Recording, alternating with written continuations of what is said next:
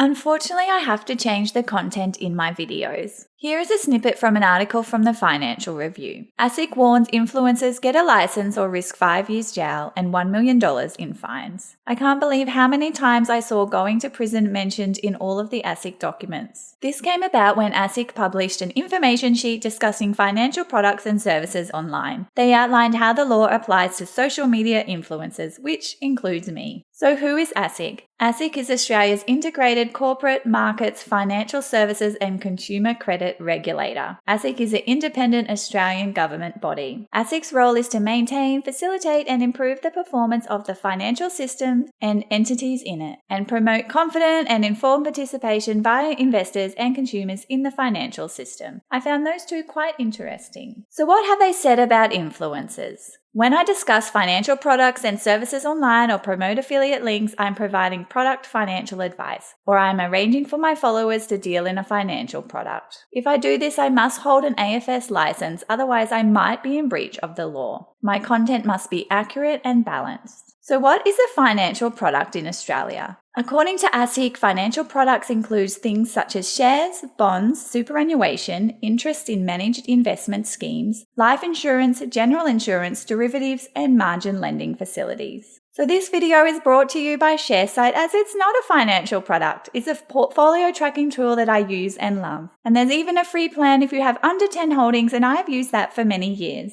If you do decide to sign up for a 12-month plan, using my link will save you 4 months off the purchase price of the annual premium plan. So this is not a new law, and I thought I was doing everything within the law, but apparently I'm not. So I must make changes to my content. What saddens me the most about this is I feel that we are going backwards in making money a taboo subject that we can't talk about. Previously, I knew that I couldn't give my opinion on financial products. I knew that using affiliate links for financial products is also seen as a recommendation of a product. So the biggest change to my content is that I'm no longer allowed to talk about my investing journey. Dave from Strong Money Australia articulated how many of us financial content creators are feeling. I'll leave a link to the article in the video description. Put simply, he explains that if a content creator says anything that could possibly influence someone's decision about using a financial product or making an investment, then it's illegal. So as Dave says, writing about almost anything could influence someone to invest or use that financial product. He says if someone asks who we insured our house with, I can't answer that. If someone asks what super fund or bank I use, I can't answer that either. So what can't I do and what can I do? Well, I can't use affiliate links for financial products, I can't discuss how I'm using a financial product, and I can't give my opinion about financial products. But I can give factual information about financial products, talk about saving and budgeting, as that's not considered a financial product. And the crazy thing is I can talk about property and crypto, as they're not considered financial products for some reason. Some immediate changes that you may have seen happen is that I have deleted many of my Instagram posts that shared our personal information about financial products. I've also privated many of my YouTube videos that didn't meet the guidelines. So for my channel moving forward, I will have to be really selective with how we share our personal finance journey. The channel focus will now be mainly around financial education. I won't be able to talk about our investing beyond just saying our investments, and I definitely won't be able to share our stock market portfolio. But I do see this as an opportunity to remake some of my most helpful videos and make sure they're even better. Putting my videos on private was the most devastating part of this entire process, as I felt like I was finally starting to get a bank of videos on my channel. I will review some of the privated videos and they might pop up again, but unfortunately many of them don't meet these guidelines. And also I probably won't be uploading as often while I take some time to get my head around exactly what I can and can't say. Sadly, many content creators have already started to close their accounts or edit their existing accounts. 30 popular finance influencers attended an invitation-only briefing with a senior official from ASIC to discuss the changes. I wasn't invited, so maybe I'm not on the radar, but I've chatted to people who were there, and the biggest surprise for them too is the fact that we can't talk about our investing journeys. In that meeting, an ASIC official said that the definition of financial product advice is very broad, and deliberately so, which isn't helping the situation at all.